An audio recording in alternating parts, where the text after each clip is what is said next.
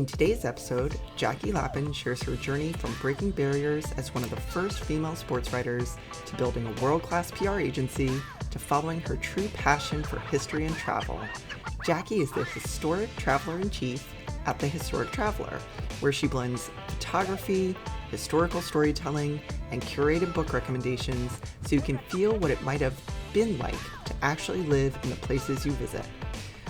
Today we talk to her about her favorite hidden gems, how the right novel can transform a trip, tips for solo travelers, and why she believes the world will take care of you if you let it.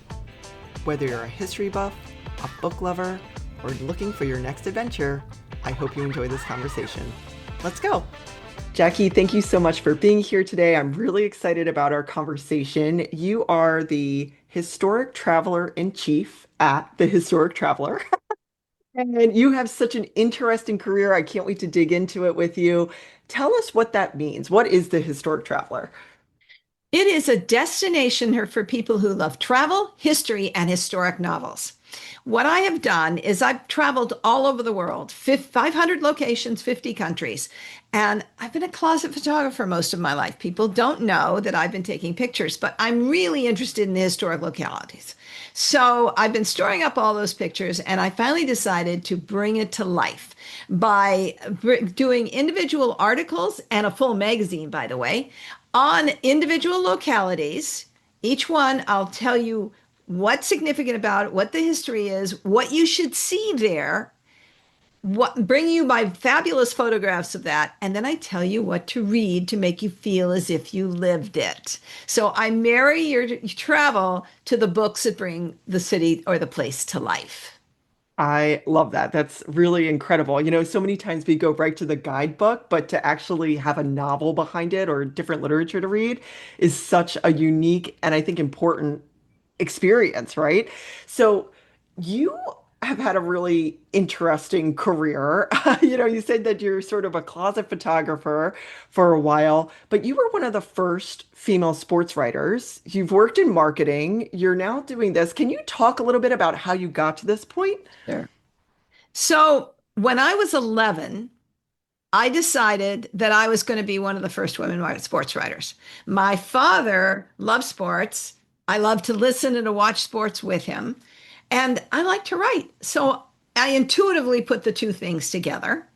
And the next thing you know, and by the way, I'm old enough that there were no women sports writers. So I Mhm. said, this is what I'm going to be doing. So at 20, I was at the Detroit Free Press. 21, I was at the Associated Press and on the front pages of the Los Angeles Times. Then I was a co-host of Dodger Dugout in Channel 11 here in Los Angeles. And then I went on to the Washington Post, all before I was 22 years old. I made national television.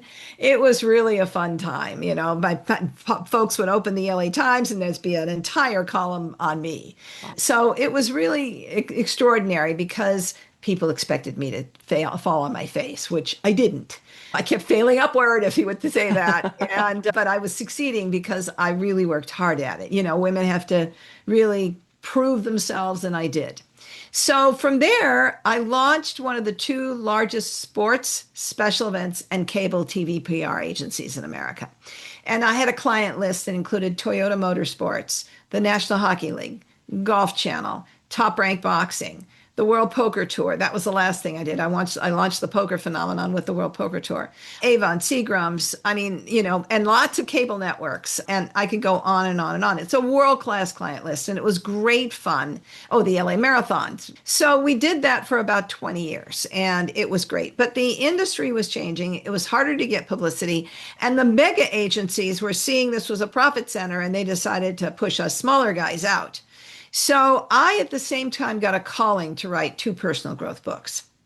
And so one is called The Art of Conscious Creation, How You Can Transform the World. The second is called Practical Conscious Creation, Daily Techniques to Manifest Your Desires. That book was the best spiritual book of the year at the International New Age Trade Show.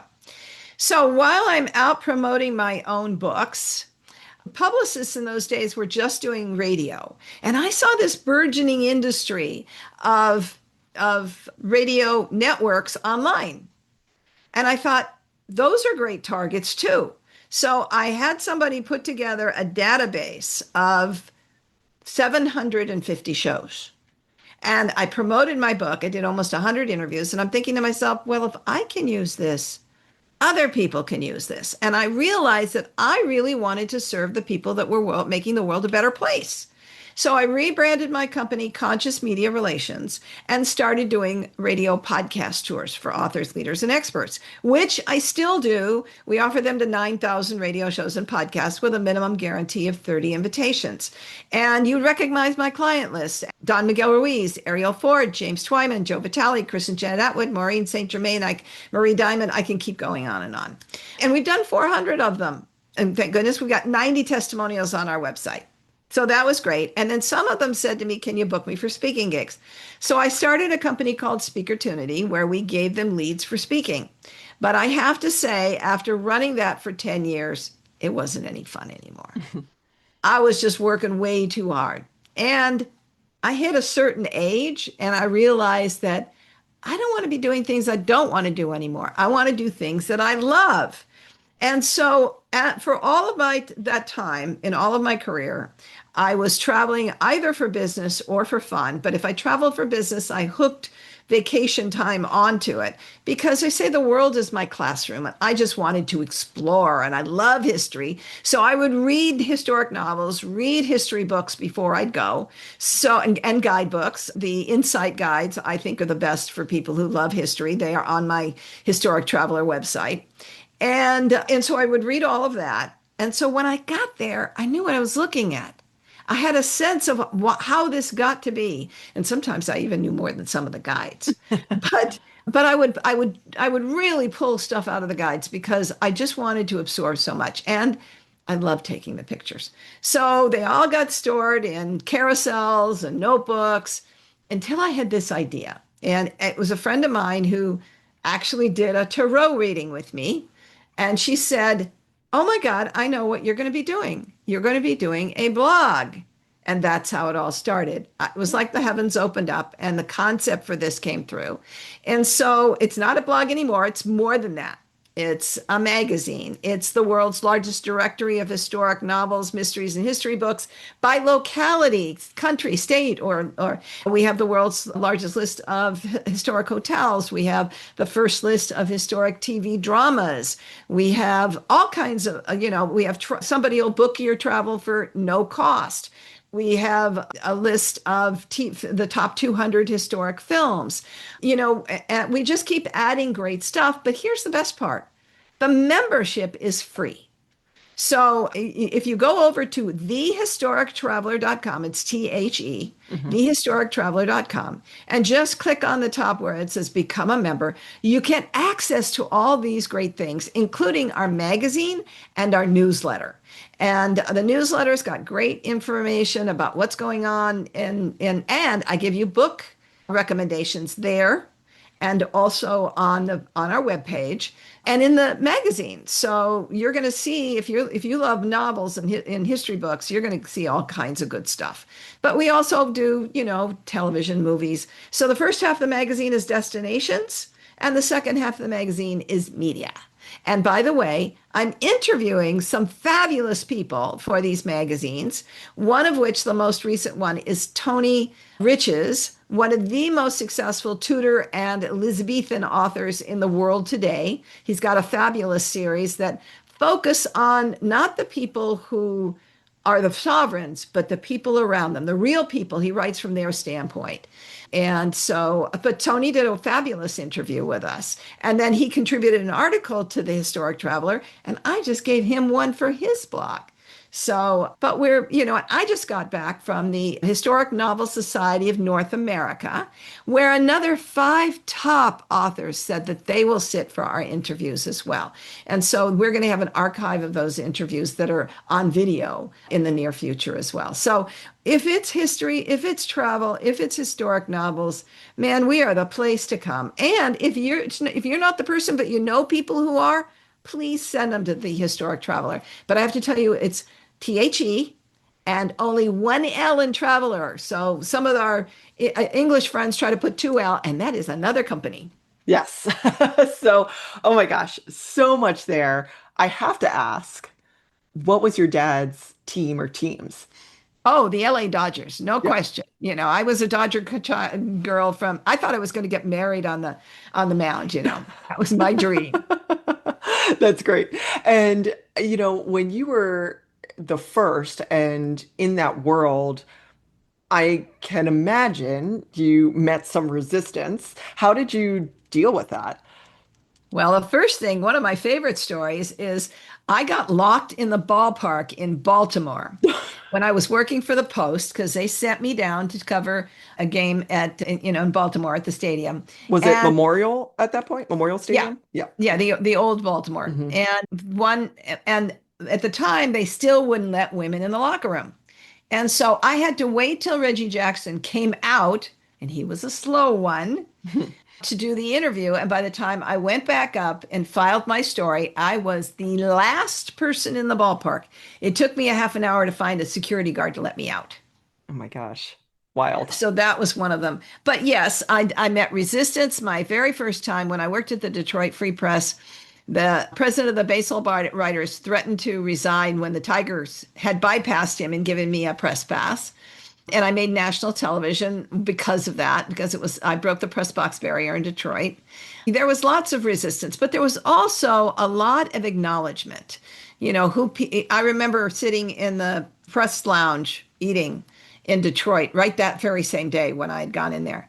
And the other paper's reporter came over to me and said, "Hey, we've been reading you. You belong here. You're welcome." And I remember I was also at Dodger Stadium, and during the year when I was doing Dodger Dugout, I could always, obviously on a Sunday, I could just go to the ballpark free if I wanted, even if I wasn't working. So I went into the press lounge to get my dinner, and there was Vin Scully, who proceeds to say, "Oh, Jackie, we were so delighted to have you in our midst. We never have had a woman before. It's so wonderful to have you here." And I want to crawl under the table. Everybody is looking at me. Yeah. But it was really pretty gratifying to have that kind of warmth and acceptance on just every level. That's So, fantastic. it was a two-edged sword. Yeah, absolutely. And then can you talk a little bit about conscious creation and what that really means and what readers can expect in those books? So, and when I first wrote these books, it was just when The Secret was coming out, and a lot of Mm. this was brand new. But I will say that I'm so practical that even if you think you know this, these books are going to educate you in a way that's going to give you the tools to get you where you want to go. So, what it is the energy that we put out in the world, how from our thoughts, our emotions, how we believe, and what we put out into the world will actually, you've heard it, some of it called law of attraction. That's one of the rules of the universal rules, the way it works, but it's one of 25. And there are so many things that will influence your thoughts, not only influence your future and your path and what you manifest, good and bad, but it also will influence everything else. You actually can have an impact on your plants. So what it teaches you to do is to manage your energy. Mm.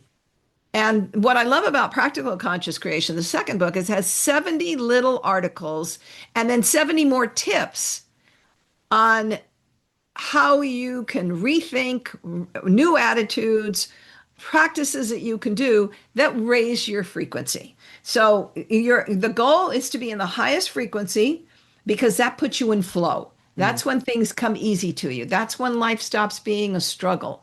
Or even if you hit a road bump, you get over it faster and easier. So you want to be living in the high frequencies, and that's what these two books do. They really get you to that point and recognize that you may not think you're responsible. You want to blame this. This is just happening to you. You're not. The reality your experiences in some way reflects what you believe in the world. Yeah. I always have to laugh because I'm like, there's one common denominator out of all the experiences in my life, and it's me. So Yes. showing up as your best self, whether you're saying it's your highest vibrations, highest frequencies, your best self, it really does change your approach to life and how you deal with like you said, setbacks, roadblocks, and getting into that state of what you were supposed to be doing. That's really fascinating. I'm sure you have used that throughout all of your careers and what you've been doing to have this success. And for the historic traveler, was there a moment or a trip that inspired you, like, this is it, this is what I want to be doing? Yes. So in 2023, when I hit 70, I Girl. realized, Okay, for the listeners, what? You look amazing. thank Amazing. you. Thank you. Most people guess me at 20 years younger. 100%. And so when I hit 70, I realized that there were less years forward than there were behind. Hmm. And I figured I need to go see the bucket list cities that I have missed before I get to the point where I can't lug a 50-pound suitcase and bag of cameras in my back. So I basically did a 9-week trip in Europe that was absolutely phenomenal. And I so loved it because it filled in all the holes of a lot of what I missed. And so that 9 weeks, I came back with thousands of images. And I said, this is where my heart is. This is what I love. I want to be doing a lot more of it. We are actually in the process of looking for sponsors and advertisers because we believe that that is the most effective way for us to spread what the historic traveler is, to do, collaborations and things like that. And I wanted to, we took the membership price off because we wanted to have the widest possible number of people who love this have access to it. Yeah. So yeah, we're making a little turn, and I'm going out into the world. Hopefully, I'm going to be setting up with partners that I can actually take people on group tours. Mm. That's my goal to begin. Once you're in our database, when I start doing these travel programs, and I'm going to tell people, and I'll be the host, and so you'll be as well taken care of as I can possibly imagine. That's great. And why do you think I love the idea of incorporating literature into this? And what do you see as the correlation between literature and travel? And why do you think it is important for people to read outside of the guidebooks, whether it's historic fiction or nonfiction, but really, how does literature impact how we perceive the world and then in travel? Well, so much of it gives you a grounding in what you're seeing. That's the first thing. You understand how this got to be the way it is, but it also helps you understand the people you're meeting and what their experience has been and how they've come to be where they are and the cultural nuances of what they eat, how they act, the kind of hospitality they offer. That all comes out of their historic perspective. And so when I go into a country, when somebody starts talking about, I remember when I was in Prague, the woman said, "You know that we have 479 churches here, but the communists beat the religion out of us. So none of these churches have any services in them practically. So what do you do with them? Well, you turn them into cultural centers and concert halls and all that. But you really have to kind of feel for where they came from to understand that this is the way that the culture is today. And that's, I mean, there was some, then there's more things. Obviously, when you travel, in Europe, you're dealing with the history of World War II and the Holocaust, but you can go way, way back that the Vikings, and they understand the invading cultures and how they blended. And so there's, when you go to France, Alsace-Lorraine, you're looking at, French and German at the same time. Same thing, it's in Switzerland. You got 3 different languages. You got Italian as well, and cultures. And so gives you a real appreciation for them. And they're more willing to engage with you when you show an interest and you acknowledge that you understand the perspective that they've come from. Yeah. And you've visited over, I think, 500 historic locations at this point. How do you decide what's next? Well, I know for me, Egypt is top on my list. Hmm. And so that's an area that I've missed that, I mean, how can you not, if you're a history buff, want to go to Egypt? So that's my next intended trip. Hmm. I also want to go to Turkey, but they just put the Hagia Sophia, the beautiful Hmm. mosque, in scaffolding. And as a photographer, I'm not going until they take it out of scaffolding. Yeah. But there's lots of other places that I want to go to that I've just missed. Hmm. And I've got an excessive laundry list of Yeah. where all those places are. Yeah. But those are the two top ones that, and by the way, I love to travel in the United States as well. Hmm. So I went up to Boise to see some people, and I took the Boise historic trolley Hmm. so I could see Boise and photograph it. We just did a post on that. And we did a whole series of US posts for the holidays. Hmm. And so I will, I've got a number of the cities in the United States. I have never seen Savannah, and I want to go to Savannah. Yeah. Somebody just invited me to Natchez, to see the wonderful historic perspectives there, the plantations. And Hmm. so have never spent any time in Memphis Right. and want to experience that. So, there's lots of places here, not just internationally, that I want to go to. Yeah, absolutely. And I think everyone should travel internationally. I think it changes your perspective and it changes you as a person and it changes your perspective. But I also agree, and we'll give a plug of traveling in the US. I mean, it's a massive country. It helps you understand our overall community better. And it's just fascinating. It's really fascinating. I grew up in Maryland, and Mm. colonial history is just like driven into you, right? And I love the Revolutionary War and that time frame. But it is interesting. I'm now in Florida, and friends who grew up in this area didn't get that as kids. And I'm like, well, I didn't get what was happening in Florida at that time. So, it's really interesting to see how history shapes your perspective of the world and also an understanding of the people around you. So I love that plug. And I have some tips for you in Savannah if you go. I love Savannah. Well, and two of the places I'd love to go back to, but I've not spent enough time, and was way before I was doing photography, was I want to hit Baltimore and Annapolis again. Yeah. Yeah. Great places. Great places, and as close as they are, talk about very different histories. Yeah. So, and diverging histories. And on the same track of, as you're thinking about your next locations, how do you determine the books and the authors? Well, first will be any book that I've read, Hmm. but we also pull from our database, and we've got 8,000 books in there. Yeah. So if I'm going to do, Lyon, France, I'm going to Hmm. look and see if I've got anything from Lyon. And so we try to put in at least three historic novels and two or three history books, and maybe in a biography from that place as well. So that's the first. But if I've read it and I love it, then I'm going to make sure it's in there. Yeah. For example, if you're talking about Chesapeake area, I'm going to go straight to the classic Michener book, Hmm. Chesapeake. Hmm. And so, but I mean, I'm trying to get a feel for the place, and I try mostly to put in books that are pre-World War II, Okay. so that we really are keeping it in the distant past. Yeah. And then when you arrive at a location, how do you immerse yourself?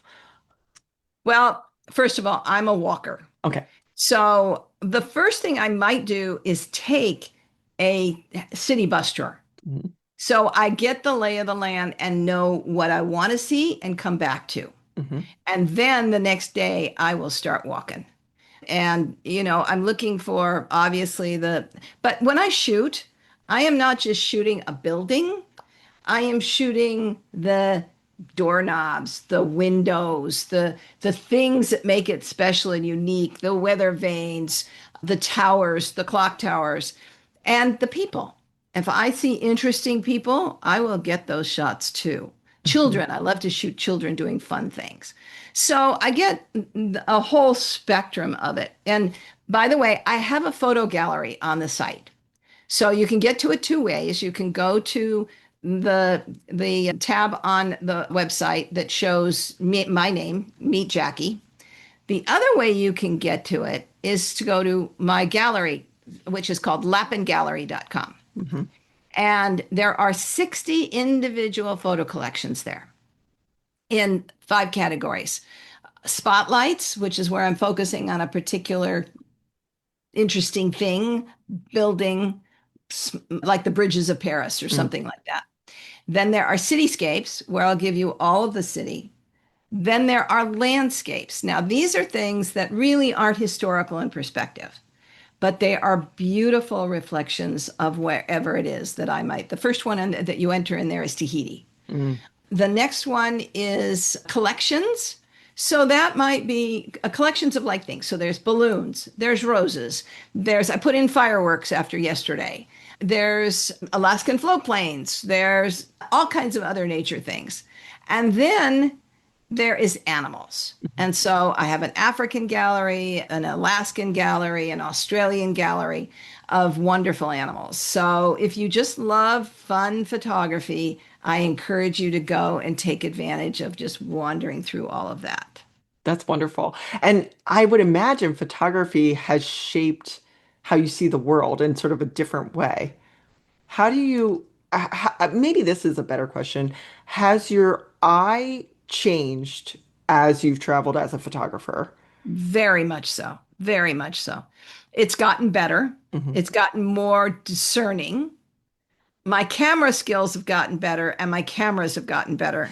It was hard to judge light when in the pre-digital phases. Hmm. Now I do that. I also carry 2 different cameras. I carry one that's daylight and then one that's inside. So I don't have to try switching back and forth. And then I carry my cell. And whichever gets the best image is the one that gets used. But I think that most importantly is my eye is drawn to beauty and interesting things. And so even if it's a leaf that's doing something that's got interesting shape, you're going to get that picture of the leaf because I think it's pretty or unique. It's not just the big panoramas. Hmm. And in most cases, you're not going to get big panoramas for me Hmm. because I like more of the detail. Hmm.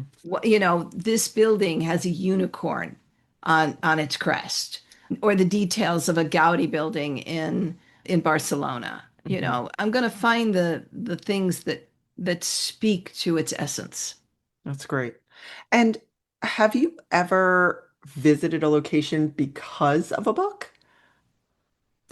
Well, yes and no. Hmm. One of my favorite ones was I actually knew I wanted to go to Florence, but once I read Dan Brown's Inferno, I knew exactly what I wanted to see. Okay. It was so clear. It had ignited in me, just this passion. I got to see this, and this, because it had it in its historical context as well as its, mystery thriller context. Yeah. And so when I got to Florence, I saw almost everything that was in that book and then some. Yeah. And have there been any surprising locations that you visited, whether it wasn't what you thought it was going to be, positively or negatively? Well, I think certainly I didn't quite know what to expect when I got to Dubrovnik. Hmm. And if you're not aware, the old city in Dubrovnik is where they shot a lot of Game of Thrones. Hmm. And when I walked in, I was just flabbergasted by how fabulously interesting it was. I mean, the stores are all modern, but the buildings really speak to their time. Hmm. And you're immersed in a city. Hmm. And within castle walls. And from the outside, you have these beautiful towers that rise from the sea that protected this city.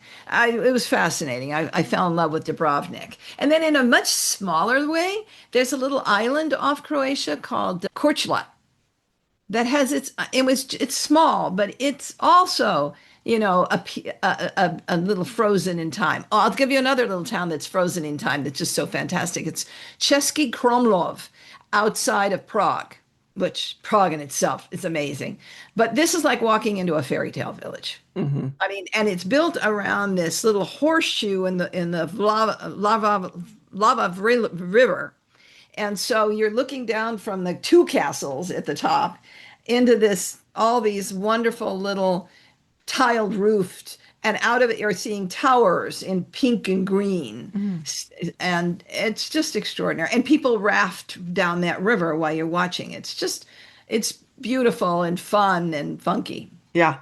Yeah. I always, it's exciting to go places maybe that you haven't heard of or weren't expecting. I was really shocked to your point about photography and if there's a leaf or if there's, a detail, you're going to take that photo. And one thing that shocked me about Venice, and Venice, right? Like, the idea of it, the concept of it, but actually slowing down and my travel partner and I had coffee and watched trash collection. Like we were so Yes. fascinated that it happens off of the canals. Like that it never would have crossed my mind. And those are the kind of things that I think are so interesting. Or going into the grocery store and looking at the American aisle and like what they think Americans eat. Those little things I think are also really just little treats, as you travel. I had the same experience with one morning. I was in my hotel room and I started hearing crashing sounds like you would hear on a New York street when they're pulling up the trash. And I looked out the window and there was a trash barge. So Yeah. yes, I'm with you on that. That is so fun. Like, One of the things that interested me is, that Paris obviously gets all the attention in France. But I found there were a bunch of little towns in France that I fell in love with from a historical standpoint. One was Annecy, which is way up in the Alps and has this little triangular ship-like building in the middle of a tiny little island, right in the middle of the town where this river sort of bisects it into canals. And that's been a mint and a jail and a fortress and all this stuff, but it's so picturesque. And then Albi is also another great little town. Avignon. These are just, fabulous places that are, historically significant that most people bypass. mhm. Arles, which is where Vincent van Gogh cut off his ear, and that's what Arles is known for. However, Arles has some of the most best preserved Roman ruins in Europe. It's got an amphitheater and an arena. And by the way, one of the articles I did in the first issue of the Historic Traveler magazine is on the 4 Roman arenas where you can still see a performance today. That's really incredible. And talk about tying it all together with the literature and putting yourself into that place and understanding it, and then going there and experiencing it. I mean, you can really, I imagine you just feel that, like seeing a performance or whatever is going to be there. You're sitting like someone did in whatever time that amphitheater was built. It's incredible.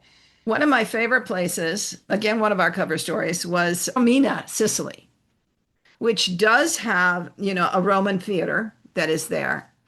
And, it's a medieval town, but you can also sit there and watch Mount Etna puff away and with beautiful views. It just sits on the top of this little mountain, this cliffside and it just sparkles. It's Yeah. just so enchanting. Yeah. So, I mean, there's so many places, and I've gotten to a small fraction of them, Yeah. Yeah. but they'll grab you and pull you in, and especially when you read about them. And when I try to, a lot of times, I'll even be reading a book about that place while I'm there. Yeah. Yeah. And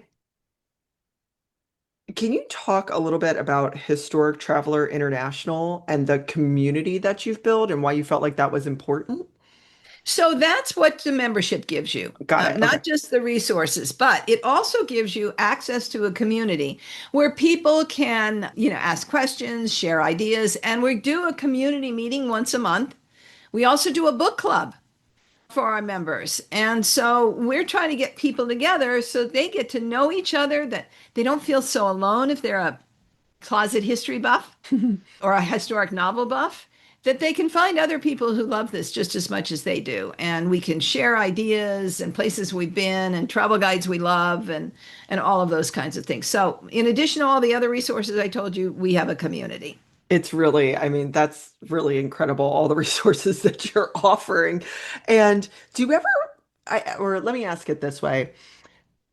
What would you say to someone who may be hesitant about traveling, especially right now? Like the world just seems like sort of chaotic right now. What would you say to someone who might feel intimidated? Well, the first thing I would do is I would say if you're already intimidated, go with a tour because then you're going to be taken care of. And you can, unless you go wandering off from the tour, you're not going to get yourself in trouble. The worst thing that could possibly happen is you get pickpocketed, but if you're smart, and the tour guides will remind you not to do certain things. Hmm. But by and large, the majority of it, you're going to be put in good hotels, you're going to feed you well, you're going to meet people that you're going to wander with into those kinds of things. That's the best way if you're at all intimidated. And there are a lot of tours that if you are a female and you just want to go with women, you can find those tours as well. Yeah. And I'll tour a lot of times with, I'll be one of two or three single people on the tour, and the rest will Hmm. be couples, which is just fine. What a lot of time what that does is it gives me more time with the travel guides to ask a lot of questions because we're in the single person's table and not with all the people that are matching up back there in couples. Yeah. And so I kind of like that aspect of it. Yeah. And can you talk about solo travel a little bit for folks who have never traveled by themselves? So if you're going to do solo travel, don't start out with adventure travel. Start out with something that's easy, to destinations that you really ring your heart. Do your homework, do your research, read one of the insight guides on our website, and, if you can connect with people on the other side, like the hotelier, like if you're going to do B&Bs or Airbnbs or any of those kinds of things, get connected to people in advance. Hmm. Another thing you should also think about is transportation to and from Hmm. your, when you get off the airplane and where you're going to. In most places in the big cities, you can use Uber Hmm. and or Lyft. And in fact, when I was in the Czech Republic, when I got off, and by the way, be open to people who would be willing to help you. Yeah. I got off the plane or train when I came into Prague. And the first thing they said to me, a couple of nice men, they saw that I was looking for a taxi, and they said, "Miss, don't take a taxi. They are all run by the mafia here, and they will run up your tab. Mm. Use your ride share." Hmm. And I did. Use information desks. They're really helpful. Get off a train, go to the information desk, find out where your hotel is, find out what the fee should be, Hmm. getting there, etc. And then use the concierge at the hotels. Hmm. They are very helpful if you're in a bigger hotel Yeah. because they'll guide you of what to see, where to go. A lot of times they'll set up the tours for you so that you are with the best tours. And here's the other thing that I love. If you're looking to do walking tours or little bus tours around a city, Viator is terrific. We have them on our website. And so if you're planning you go somewhere, go look for whatever city tours they have in that market and just meet up with them. It makes it very, very easy. Now, if you have a lot of money, you're probably already a seasoned traveler, but if you're not and you just happen to come into money, one of the great things is if you're getting a private driver or a Hmm. private tour. And there was nothing like it. Yeah. I had a gal that walked me around in Vienna that was just incredible. And they're so knowledgeable. They really know what they're talking about. And so, that's if you can do it, it's a great way to go. Yeah. But not everybody, has that kind of, and they'd have to do it more on a budget. So, Yeah. Yeah. I think the other thing about solo travel is I've never felt lonely once when I'm traveling by myself. And I actually think I experience more of the location again, whether it's stateside or international, traveling solo, like you said, being open to people. It's incredible how people see you by yourself and will talk to you and buy you a drink or a meal or it. I have never felt lonely at all. And I think that's a big concern for people. let me tell you my favorite story. My 2023 trip was an exercise in reminding me that the world takes care of me. Hmm. And this is my my story about the blind leading the blind. So I'm in the Lucerne train station. Now I have this giant suitcase. I know you should tell me that I should pack light, but I was there for 9 weeks Yeah. and I didn't know what kind of weather I was going to get. And I got a computer in there as well, so I can upload my photos. And there's this man will come along and he's got a cane. He's good looking, tall, handsome man. And he's got a cane. And he says to me, as we're chatting, he said, Miss, would you mind if I told the conductor I was with you? Now, in most circumstances, that might have set off a lot of alarms. But come to find out, in Switzerland, a sight impaired person cannot get on a train without a sighted person. Oh. And the irony is this man worked for the Blind Association. He was one of their top executives. He said to me in exchange, he says, I have retinitis and pigmentosa, so I can still see that you've got that giant suitcase right there. Let me help you get on the train. Because one of the problems is is when those trains pull in, you don't know where the first class cars are going to come in. Right. And my ticket was for first class. So you're running up and down with this giant suitcase.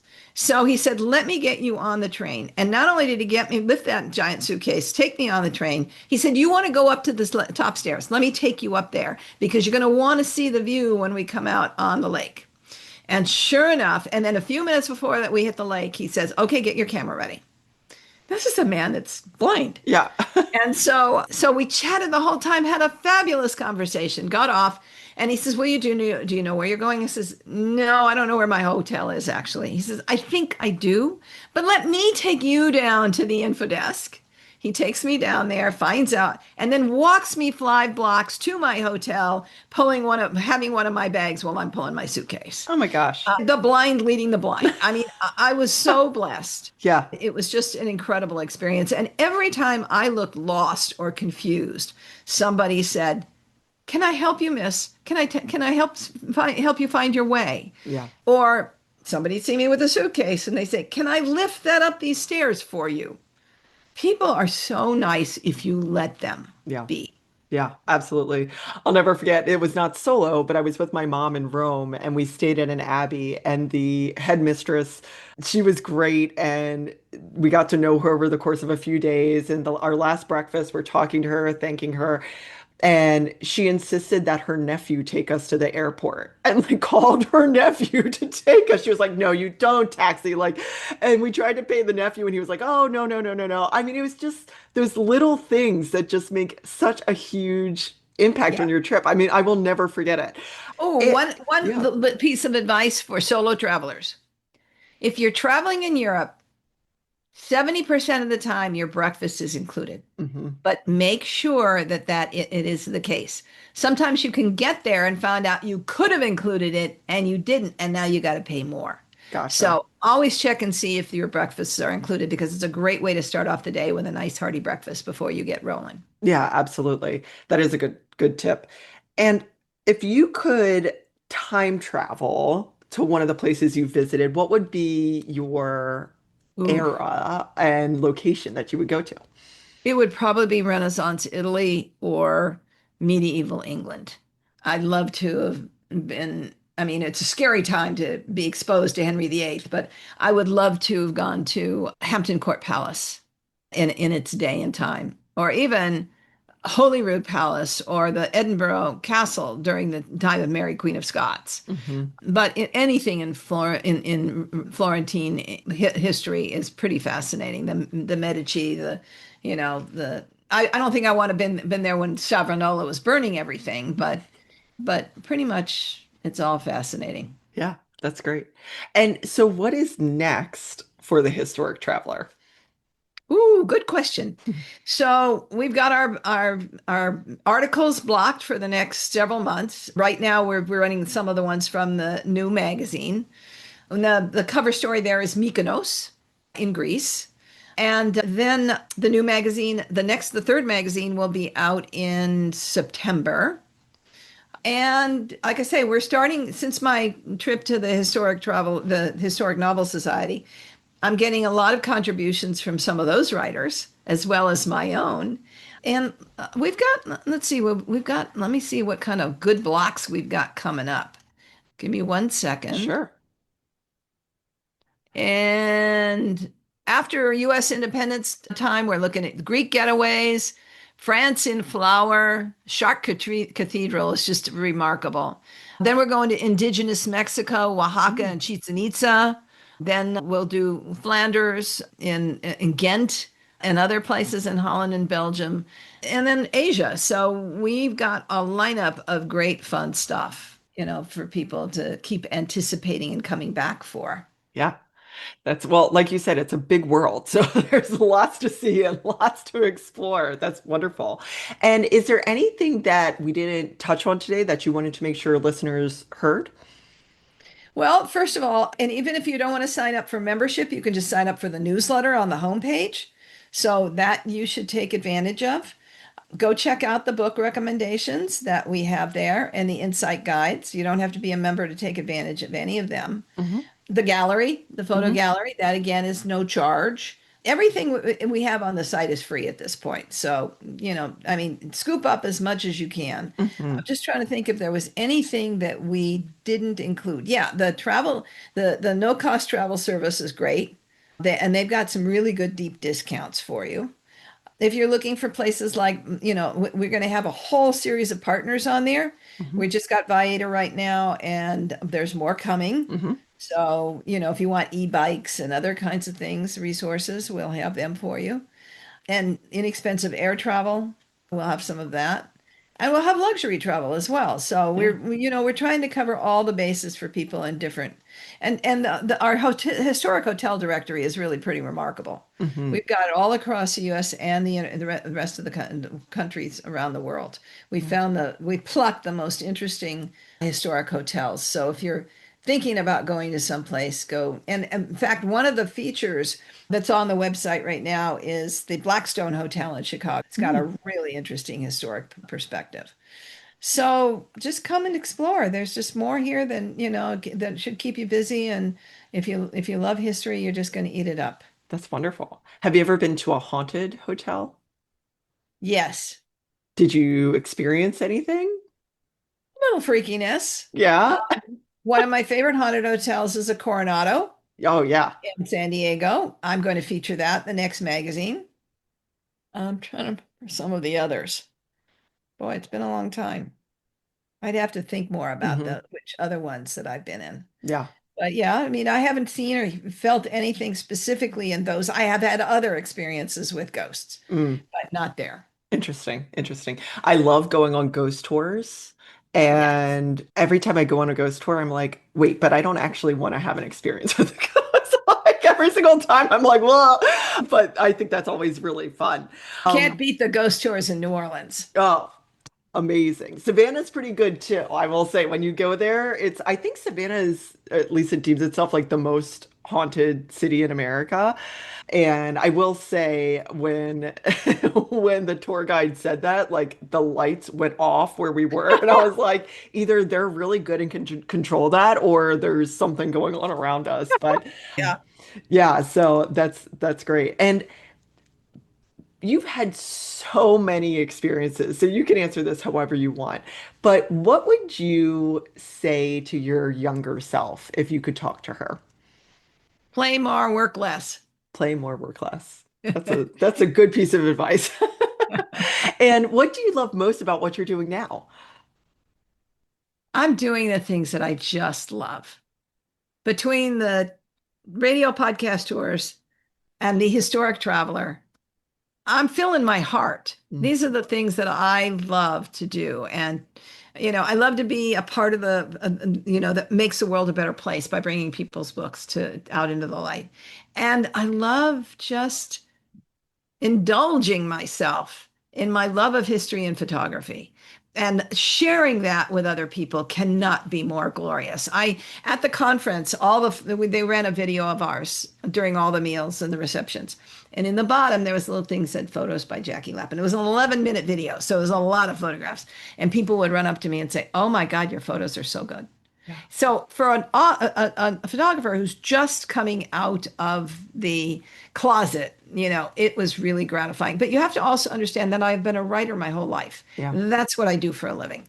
That's my craft. And so to be able to write about the fun things that I love in history, the places, and because, I'll take something and I'll give you a little nuance that I found in a book or that I experienced that I heard from the guides. Or one of my favorite things is that we did one on Breckenridge, Colorado. I did an article. And first of all, the photos are so fun from this. Everything's bright, funny. It's the signs. It's the wooden chair made of from skis. It's signs. But Breckenridge is this funky little town that never takes itself too seriously. And when you read the post, you'll find out why it's kind of more one of the fun places to go. Yeah, that's great. And you've talked about it a little bit, but can you also say one more time for our listeners, how can they find you? So you go to thehistorictraveler.com and you can explore all through that. And then you can also, if you're interested in coming and talking about podcast tours, you can just email me at jackie@jackielapin.com and go over to check out consciousmediarelations.com. So, and if you want to reach out to me on The Historic Traveler, feel free. It's jackie@thehistorictraveler.com. So, and I'm always pretty available to talk to folks and see how we can support people in either their love of history or their desire to get more people to know about the mission that they have in the world. That's great. So. That's wonderful. And we'll have all of that in the show notes, but this has been... Oh, one more thing. Oh, one more thing. We have a free e-guide. That's what I forgot to mention. So it's 20 international cities where you can immerse yourself in history and the books to read to make you feel as if you lived it. So you can go to thehistorictraveler.com/guide to get that. That's amazing. That you have an unbelievable amount of resources on your website. I mean, and for people to be able to access that for free is pretty incredible. So thank you for offering that. I mean, that is incredible. Thank you. Yeah. Well, you won't find that directly on the main website. You have to go to /guide. Right. Well, this has been such a fun conversation. Thank you for spending so much time and sharing your experiences and expertise. And I'm looking forward actually to I never thought about diving into historical fiction as it relates to travel. So I'm excited to add that to my repertoire when I go, whether it's stateside or elsewhere. Terrific. Thank you so very much, Megan. I have loved this interview. Thanks for listening to Wait, What Do You Do Again? For more information about today's guest, or if you'd like to be on the show, please visit megdeford.com. See you next time.